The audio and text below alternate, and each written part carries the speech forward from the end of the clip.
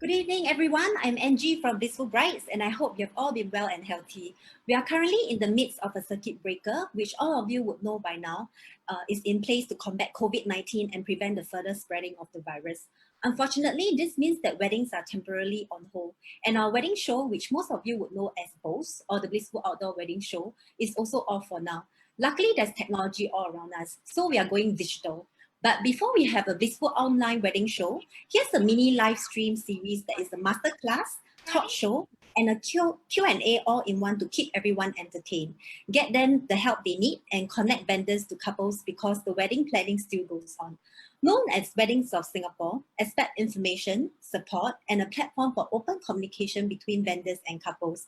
Why? Because at Blissful Brides, we care and we always believe in helping others. And this is how we can get help with each other to tide through on a happier and a more positive note. So without further ado, today we have Michelle with us, who is from the Chinese Wedding Shop. Hi, my name is Michelle. I'm from the Chinese Wedding Shop. And as our name suggests, we specialize in Chinese weddings. We are a brand that preserves promotes Chinese wedding customs such as 过大礼, 嫁妆, 安床, 梳头, all with a modern tweak. And for couples watching this, please feel free to comment below if you have any questions about Chinese wedding traditions. We'll try our best to consolidate them and let Michelle clear your doubts. So Michelle, before we dive into the world of Chinese wedding traditions, I'm actually quite curious to find out more about you and your company, such as how long have you been in this industry and what made you start the Chinese Wedding Shop in the first place and what kept you going on? Oh, I've actually been in this industry for more than 10 years already. And we started this brand in 2009. And at that time, there was no one-stop station for Chinese wedding products. So it's actually very difficult to get correct information as well, as we have many different dialect groups in Singapore. So our friends getting married, right, were going all over Singapore just to get products and information on the wedding customs. So it was very time-consuming. And being busy working adults, we hear them complaining about it all the time. So this got us interested to find out more, and that's how we started the Chinese Wedding Shop. So how do you get so passionate about this topic? Where did you learn so much about the traditions and cultures of the different dialects? When we first started, we know we wanted a one-stop station for the couples to come and get all their 过大礼, 嫁妆, 安床, 梳头的东西, so all in one place. So we also wanted to make sure that everyone can get accurate information at the same time and make this information easily accessible to everyone. So we actually went to China, Taiwan, Hong Kong to do research and to study about the culture and the traditions of Chinese wedding for the different dialect groups. And also to source for quality products to bring back to Singapore to cater to the different dialect groups in Singapore. So during this process, I actually got to know more about our Chinese traditions and our heritage. And that got me very interested to find out more and to bring it back to everyone. We are actually still doing this right now, sourcing from different countries all over to make sure that we bring in the newest modern designs for the couples at all times. Okay, and I also have a great news for everyone watching this live stream today. We are selecting 3 lucky winners to walk away with a $100 cash voucher each that is sponsored by the Chinese Wedding Shop. Simply share this live stream and remember to set your post to public, hashtag Weddings of Singapore and hashtag SG Unite in the comment section below. So do get your friends to join us for a meaningful night with you too. And most importantly, please stay till the end of this show to find out if you are one of the lucky 3. So all the best to all of you. Okay, so back to Michelle. We also have compiled some burning questions from couples who are keen to find out more on Chinese wedding traditions. Let me go through the questions with you now. So the first question is, when it comes to Chinese wedding traditions, first off, what is the whole entire process like? Okay, it actually starts about 2 to 3 weeks before the actual wedding day when we have a day called 过大礼. So during this day, the groom actually prepares a lot of gifts to deliver to the bride's house and to pass it to the bride's parents.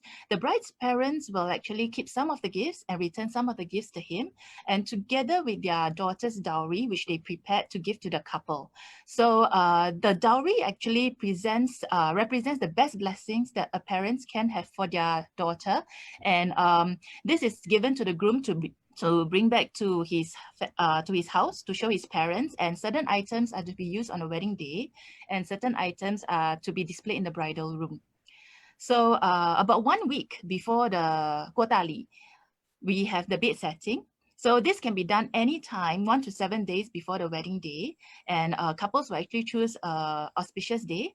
And that day, the groom's parents will actually set the bed for the bride and the groom. They will change the bed sheets, and then they will place this tray in the middle of the bed. And this tray actually embodies a lot of good meanings for the groom and bride. 早生贵子,百年好合,甜甜蜜蜜的意思. And then we have also the little red packets in the middle of the tray called the destiny coins. So all this will be placed, there's 12 packets in total, and these will be placed in the four corners of the bed, four corners of the wardrobe, two pillowcases and 2 drawers. 12也是代表成双成对的意思. And about, we also have a hair combing ceremony. This is done normally one day before the wedding day, or on the morning itself, where the groom's and the bride's parents will actually 帮他们的孩子梳头. So this 这个是我们华人的成人礼, and this actually represents a smooth transition into adulthood for the groom and the bride, and to wish them a loving couple forever. On the actual wedding day, we also have the ceremonies we also have Chinese wedding ceremonies for the groom and bride, whereas the groom will actually wake up very, very early, and they will set off at about 7, 8 a.m. together with his brothers, and they go and fetch the bride. Once reaching the bride's house, the bride's 姐妹 will actually do all they can to stop the groom from fetching the bride by having a gate crashing ceremony. So once the groom goes in, they will actually, the groom's brothers will present a tray of oranges and a liru li jing, we call it a nappy red packet, to the bride's parents, and then the groom will go and fetch the bride, bringing the bride back to the groom's house for the tea ceremony, and then after that they will change into the tea dress, and then going back to the bride's house for the tea ceremony at the bride's place. Once this is all over, they will actually prepare themselves for the dinner at night.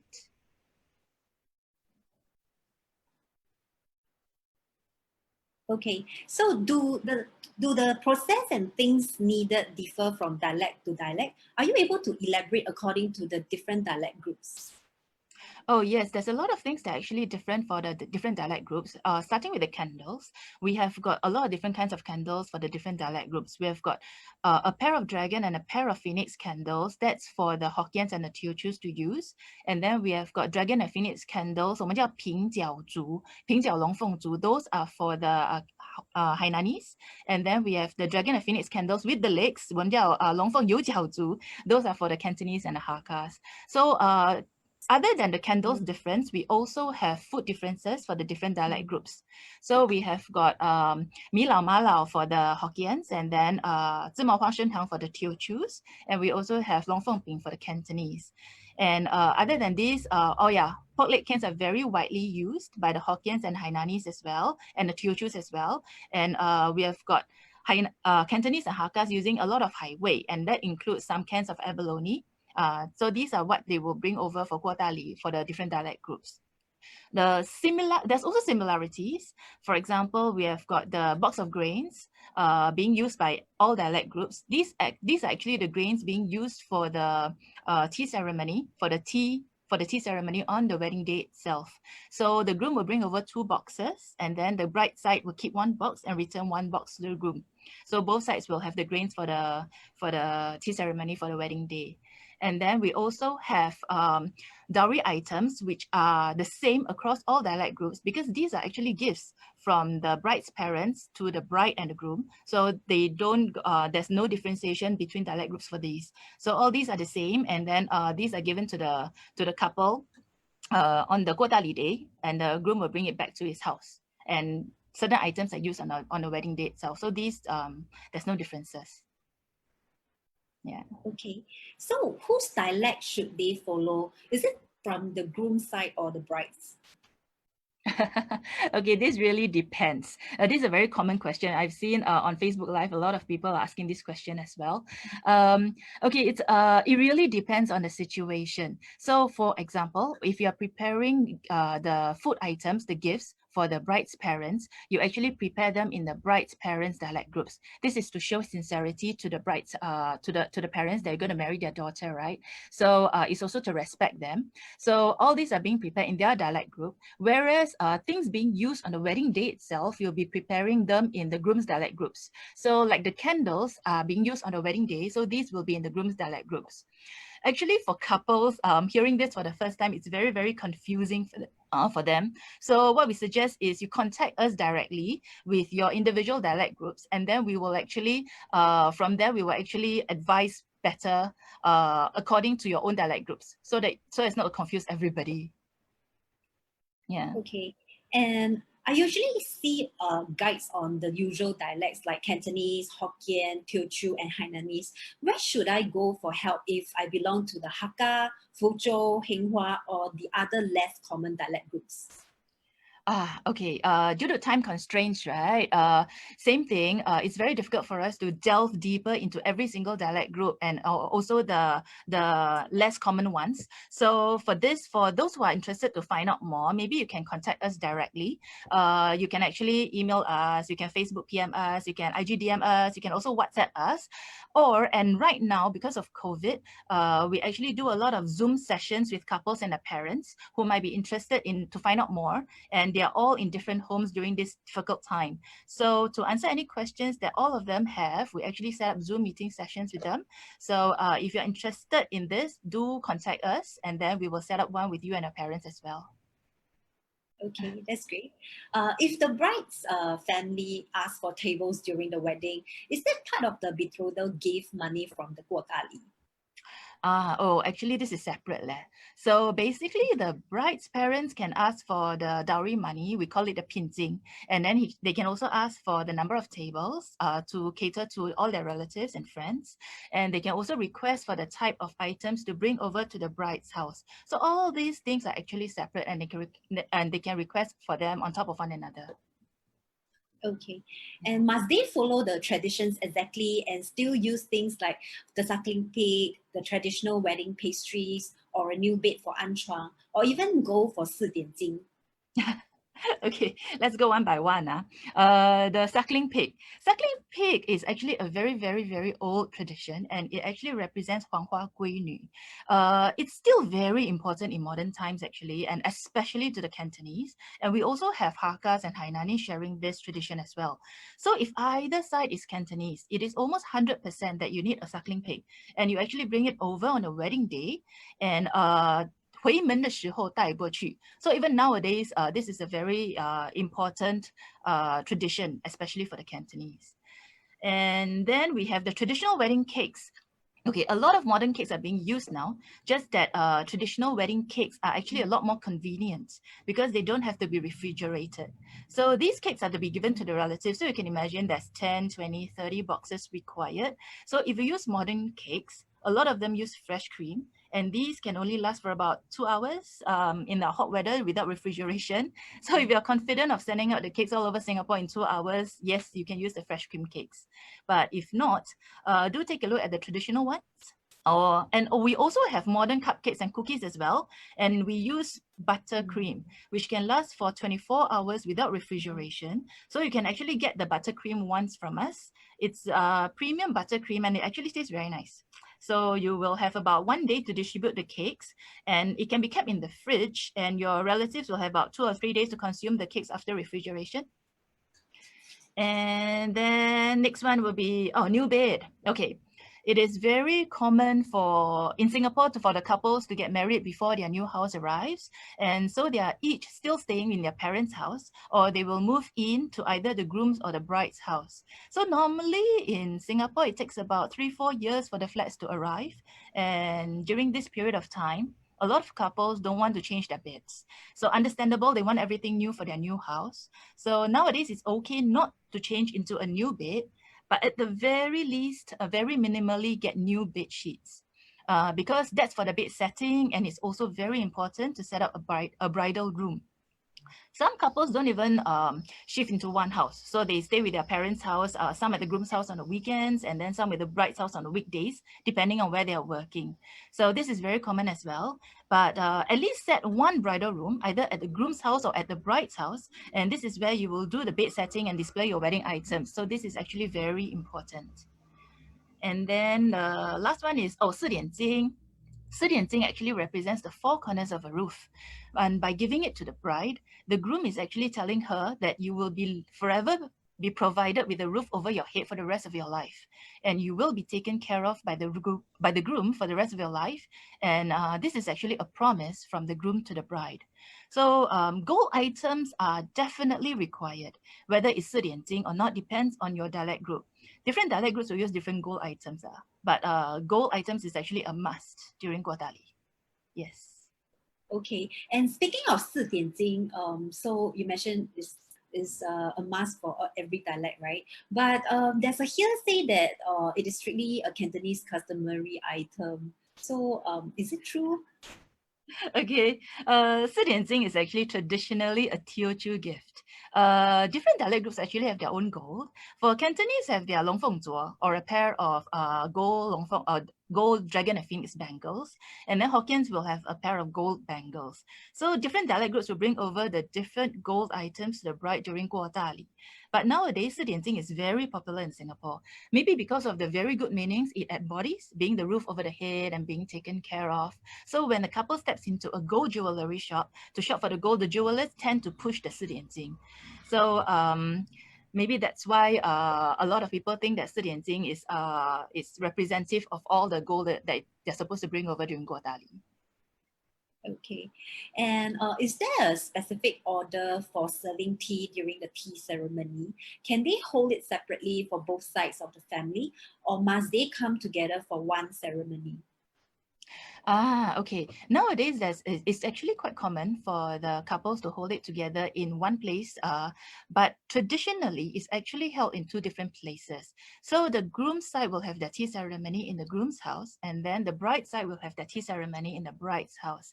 So whether or not they hold it together or whether they hold it separately, the order is the same. So starting with the parents, a lot of people think that you start with grandparents because they're the oldest, but no, you actually start with parents because 那天他们最大，他们娶媳妇跟嫁女儿. So starting with the parents, you serve tea to your parents and then followed by the grandparents. Actually, you go to your paternal side first. So you go to your father's father and your father's parents, followed by your father's eldest brother to the youngest brother, followed by the father's eldest sister to the youngest sister. After the paternal side is done, then you followed by the maternal side. So you go to your mother's parents, which are your 外公外婆, and then you serve tea to your mother's brothers, eldest brother to the youngest brother, and then from the mother's eldest sister to the mother's youngest sister. After that, you serve tea to your eldest siblings, and then the couple will actually sit down, and the younger siblings will serve tea to them, and they get red packets in return from the couple. So whether it's being held separately or together, this is the sequence to follow. And if it's being held together because of time constraints, like if it's for lunch, some people might think that, you know, they cannot travel from one place to another, so they hold it all in one place. It's important to start with the groom side first. So after going through the entire tea ceremony with the groom side, then we go on to the bride side and do the same sequence. Okay, and before we move to our last question on my list, a quick shout out to all our viewers. Please feel free to leave a comment below if you have any other questions to ask Michelle. She will do her best to answer all of them. Okay, so coming back to my question, what's the procedure during the anchuang? What is the to do or say? Okay, for anchuang, right? Basically, that is a day when the groom's parents will set the bed for the couple. So first thing first, you have to change the bed sheets. After changing the bed sheets, you place this tray in the middle of the bed. This tray represents a lot of good meanings for the couple. And you also put $12 into the anchuang li jing and place it on top of the tray. This $12 will be kept by the couple after the wedding. After the wedding, when they remove the tray. There's also 12 packets of destiny disc in the tray itself, and this will be placed all over the room, 12 being the number 成双成对, that's why it's very used commonly during weddings. And then we also have 安床集语, where you can actually have one parent doing the bed setting and the other parent reading it out, or you can have both parents doing the bed setting together and reading out the 安床集语 together. Another other very important items during anchuang will be the baby prosperity sets, and then we have got 珍惜人和 and all this to be displayed on the bed as well. And then we have a pair of lamps which are to be lit up on this day. So these lamps are actually placed on the left-hand side of the bed. meaning when you lie down, your left-hand side. So both lamps are to be placed together on the left-hand side and is to be lit up on this day as well. So it's very important to light these lamps out for the 24 hours of a wedding day. So if you answang a few days before the wedding day, you actually light it up all the way under the wedding day itself. After the wedding, you come back from the banquet, then you switch it off. If you answang the night before the wedding, then you switch it on for 24 hours of the wedding day. Okay, thank you, Michelle, for all the answers. Let's look at some of the questions from our viewers. Okay, we'll try to answer them. Okay, so we have one question from Amelia. Should the 过大礼 be done before the RM date or banquet if both are different dates? Yes, actually, 过大礼 is normally done before the banquet day itself. It's normally done 2 to 3 weeks or even 1 month before the banquet day. So it really depends. Some of you might be asking a sifu for dates. So you can actually ask them for dates for 过大礼 as well. Normally, if 2 or 3 weeks before coincides with a bad month, for example, 7 lunar month, you can actually do it before that, even before that. So doing it any time before the wedding is fine, as long as it's actually before the wedding day. Okay. We also have another question from Enqi. So must the bride be present during Anchuang? Actually, because it really depends on the timing. Like, actually, the bride don't have to be present. Normally, it's held at the groom's house, and normally it's held like, it's done one day before the wedding day, and one night before the wedding day, you're not supposed to meet each other during traditional time. So normally, the bride is not there during bed setting. Any other questions? Okay, there's one more questions. Okay, for brides who marry from hotel, there may not be enough time to perform some traditional procedures. Which are the ones okay to leave out? Because the bride is a Hokkien and the groom is a Cantonese. So the bride will be in the hotel on the wedding day itself. So is the wedding day ceremonies, which one can be left out? So if time is of concern, you can actually hold both the tea ceremonies at the hotel itself, and then you don't have to travel to so many places. And other than that, during wedding day, there's actually not much traditions to follow. So holding the tea ceremony at the hotel itself will cut away a lot of time already, a lot of time and processes already. Yeah. Okay, there's one more question from Shirzi. Do we need to have a 媒婆 when 过大礼? Oh, this is a very common question. Okay, in olden times, there is a 媒婆, yes. In modern times, an elder relative, an auntie, or a very good friend of the groom who is married can actually replace the 媒婆啦. So those they can actually be that 媒婆 for that day. So although you don't have to engage an actual 媒婆 now for your wedding, but you do have to bring along somebody, an elder aunt or a good friend who is married before, to go with you on 过大礼 to the bride's house. So actually, the groom and somebody else will go with him. So 2 people will go. Yes. Okay. There's one more question. Can the couples give out cake voucher instead of the actual cakes? Oh, that's very common here as well. This really depends on how traditional your family side is. So if you have received vouchers before from your relatives and everyone is okay with it, then I guess it's fine. So this is best answered by your parents, actually. So if your parents are okay with the vouchers, I'm sure it's fine. But if your parents feel that it's better to get proper boxes of cakes, and together with the invitation cards, you deliver them personally to all your relatives, then it's better to get actual boxes of cakes. So this differs from family to family. Okay. One more question from Chi Hian. Can I ask if Anchuang is done with 过大礼?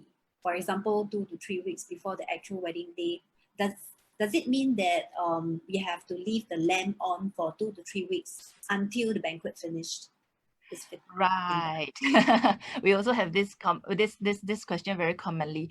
If you want to do that, please remember to come and get the LED battery lamps from us, because only those lamps are, and if you buy Energizer batteries, those lamps can actually last for 2 to 3 weeks, up to 1 month, 2 months, no problem.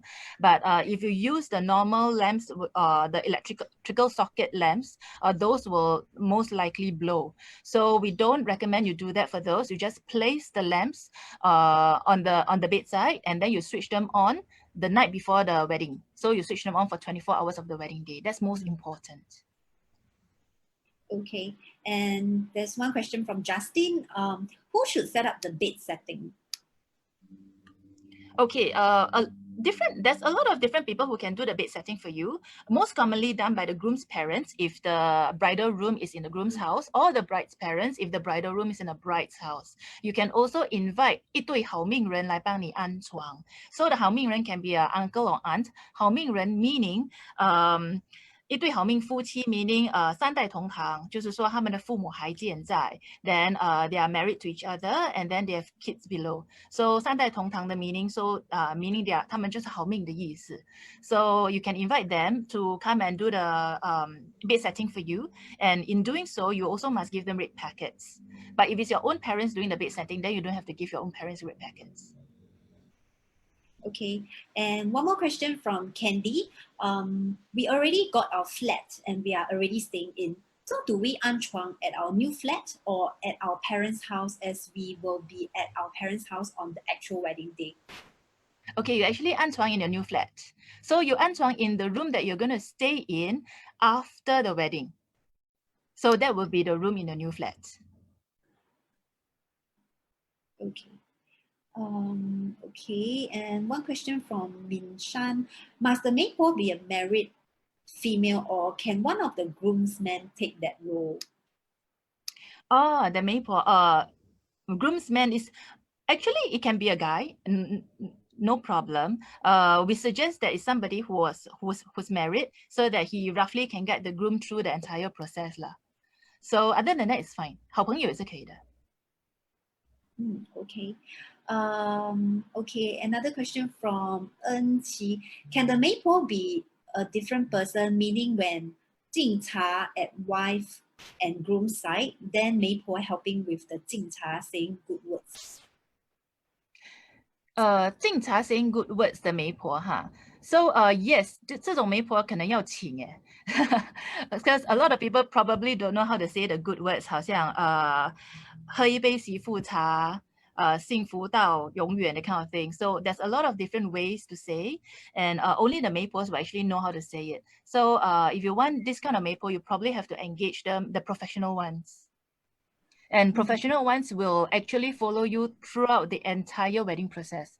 So they will follow the groom for 过大礼, and they will also follow the groom and in the morning itself to go and fetch the bride, bring it back to the groom's house, the tea ceremony, and then go back to the bride's house for the tea ceremony. So the professional maypole will actually do everything. Okay. One more question from Mei Li. Instead of 四点金, can we get gold bars instead, those for investment?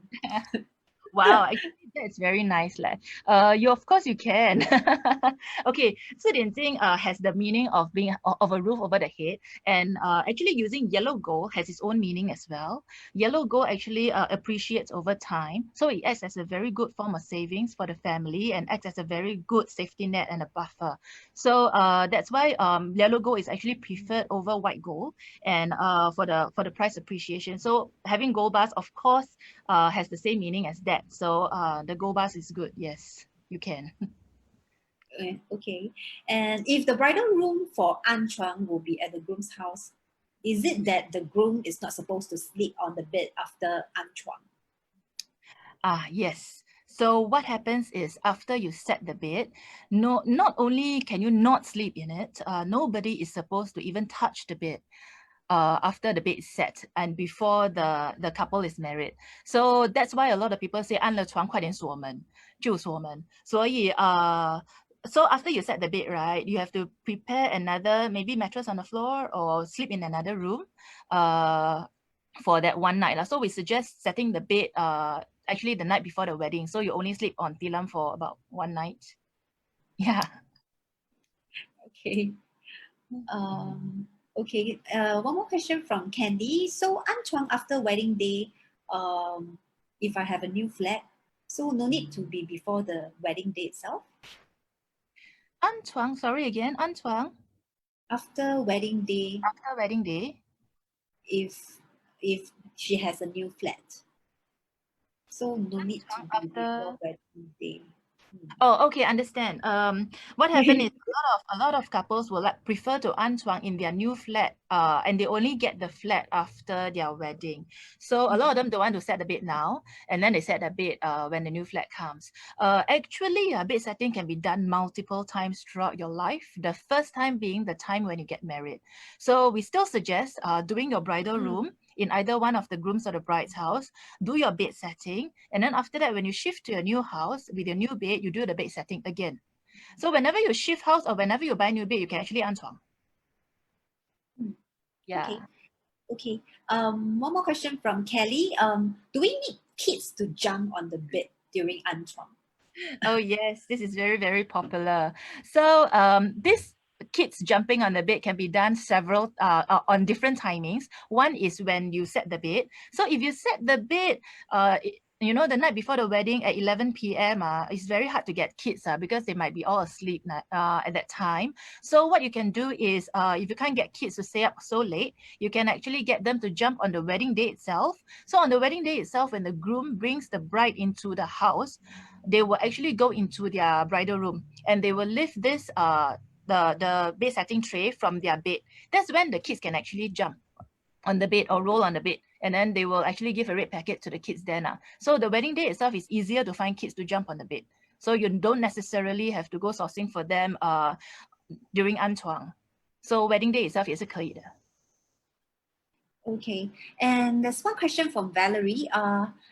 Can we Anchuang at the bridal room if the groom's room is not available?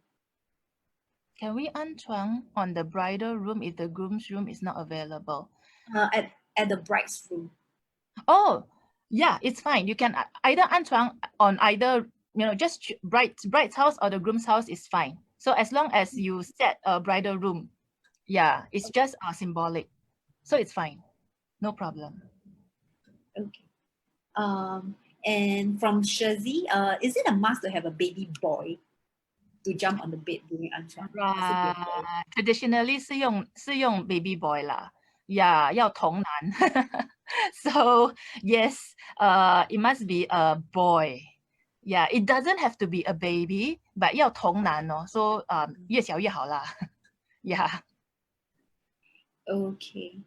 Okay, I think we have answered most of the questions.